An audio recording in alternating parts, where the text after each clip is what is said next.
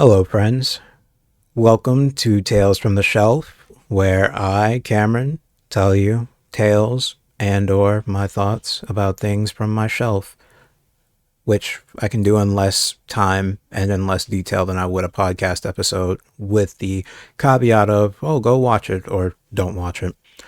So today, let's talk about Prime Rose, A Time Slip of 10,000 Years. I read that off of this case, which is a really sick case. Why? Because it's long and I forget things. So I'm about to drop a bar. Do the J. Cole hand. Prime Rose is one of those anime that the entire first half made me go boo, and the entire second half made me go woohoo. There's the bar. I'm ready for my record label deal. Anyway, I sincerely hated the first half of Prime Rose.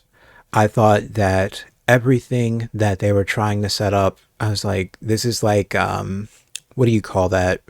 The Cerberus or the Hydra, where all the heads, it's the Hydra, where all the heads get tangled up when they're growing, and you're like, this isn't going to make any sense. This doesn't make any sense.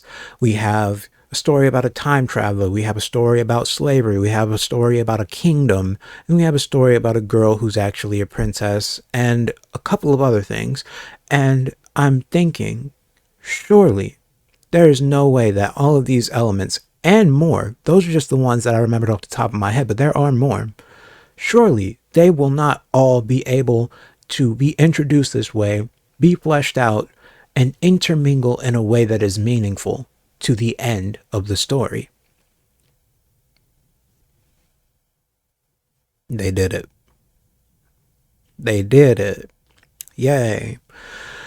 But no, seriously, I was shocked at how amazingly woven that second half was. Everything that I thought was weakly introduced was strongly integrated into another plot point, and it made for such a very strong and oddly profound movie that I was not expecting to like, but I ended up loving. And the thing is, I should not have been as surprised at the end of it as I was. And I'll tell you why. I don't have a storied history with Tezuka's works. I do have a slight history. And one of the books that I read from Tezuka, let me see if I can find it. Hold on.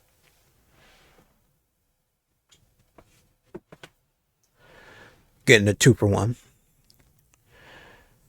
Tezuka wrote Apollo's Song, which is a story about a boy who basically forsakes love and is cursed to be reincarnated into several different bodies. Whenever he finds love, he and his lover are going to be killed.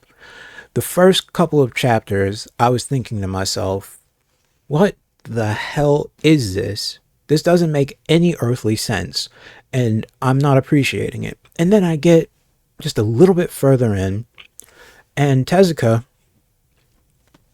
he just does it. Apollo's Song is genius. So this shows me that Tezuka, while yes, he's the godfather of manga, I believe that's what everyone calls him. He is that for good reason, not just because of the origin of manga or what have you.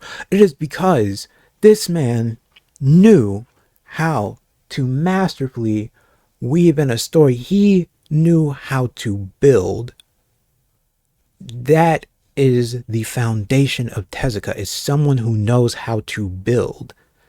And that is why I can recommend both Apollo's Song and Prime Rose, because these are two genius works that I love dearly, and I am so glad that I own both of them. You can get Apollo's Song at your bookstore or Amazon, what have you. And Media OCD was real enough to license Prime Rose.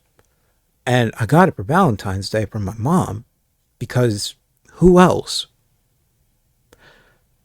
Thank you, Mom. It's not a face only a mother could love, but come on.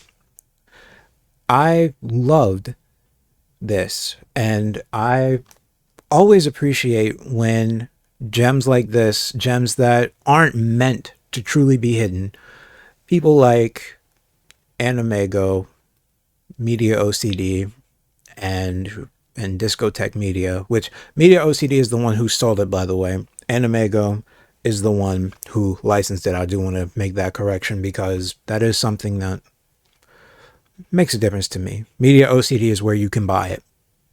And that's where I would recommend buying it because we want to keep that e-commerce alive. But definitely give these two a shot. They're wonderful, and I have nothing but good things to say, except that you really got to hang in there at first. But that's all for today. Take care.